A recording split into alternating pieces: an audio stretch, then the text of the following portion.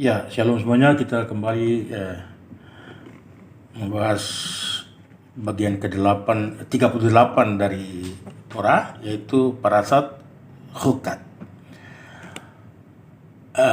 Dengan bahasan akar suci kejahatan. Mistisme Yahudi mendorong kita untuk mengakui bahwa semua berakar pada Yang Maha Esa. Dari ajaran Rabbi Menachem Mendel dari Lubavitch. Dan Musa membuat ular dari tembaga dan meletakkannya di atas sebuah tiang. Dan kebetulan jika ular itu menggigit manusia, dia akan melihat ular, tembaga, dan hidup. Bilangan 21 ayat 9. Catatan, sebagai hukuman karena mengeluh terhadap Tuhan dan Musa, orang Israel dihukum oleh serangan ular api. Banyak orang Israel yang mati. Orang-orang yang selamat datang kepada Musa dan memintanya untuk berdoa bagi mereka, yang kemudian dilakukan oleh Musa.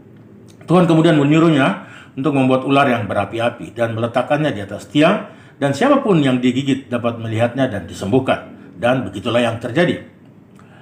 Mishnah Rosh Hashanah 29a mengomentari peristiwa ini.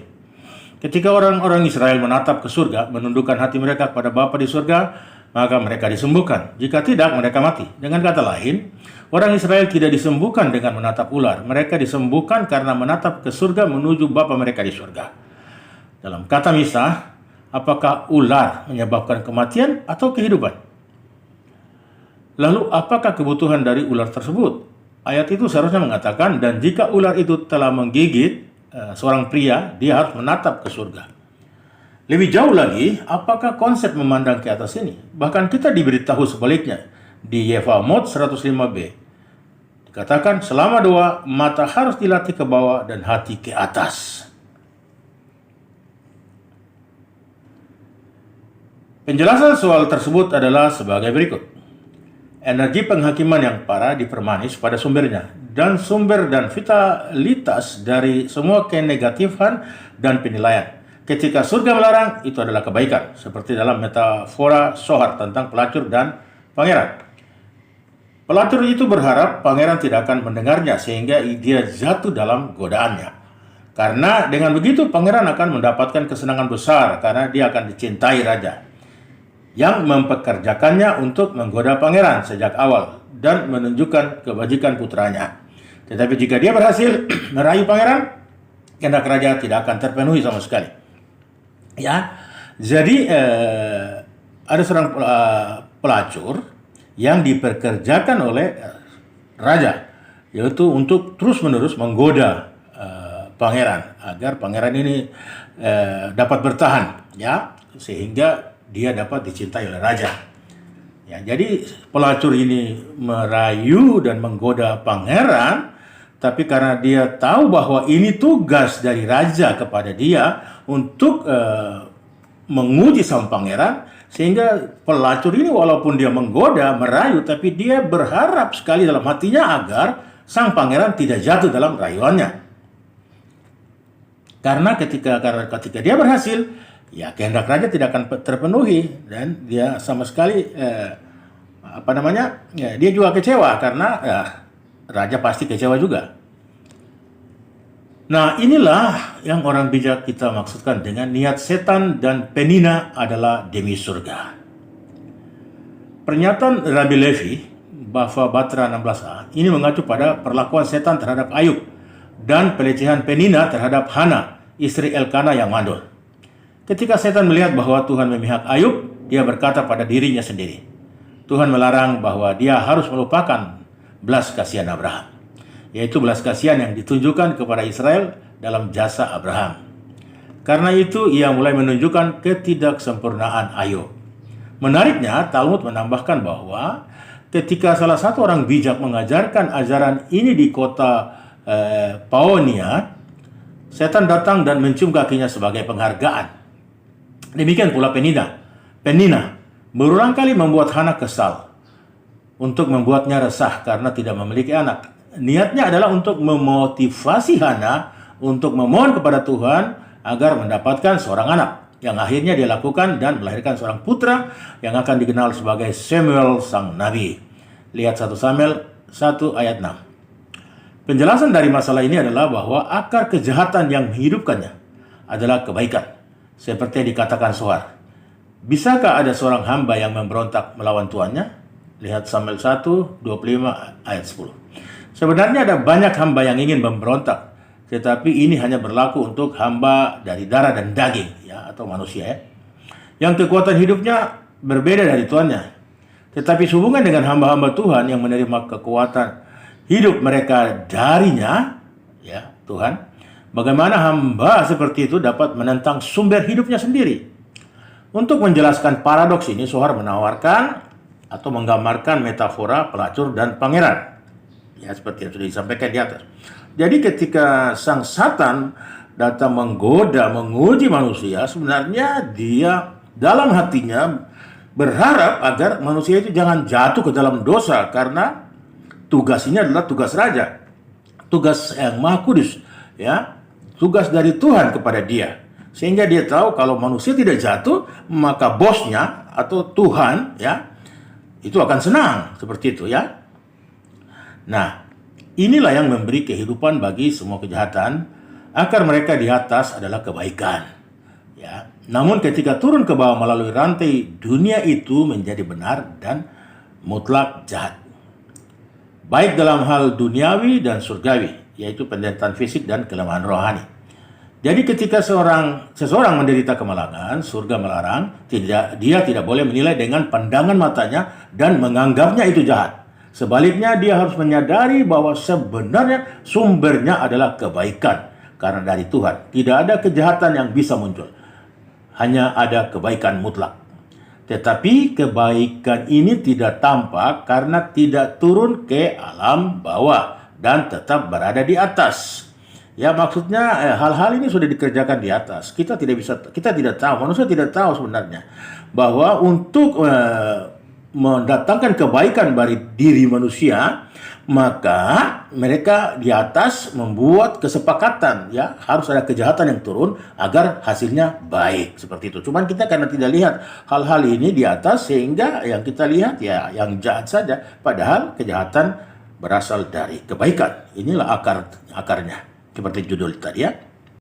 Demikian pula orang bijak berkomentar. Lihat Beresit Raba 9 ayat 9, Sohar 1 14a. Pada kata-kata Tov Meot,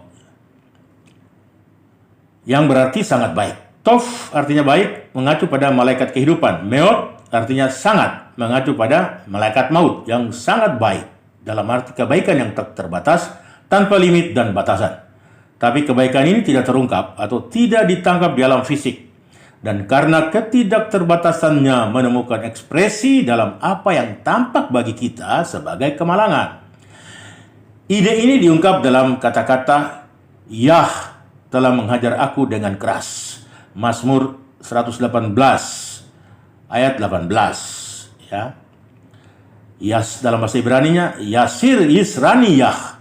Ya.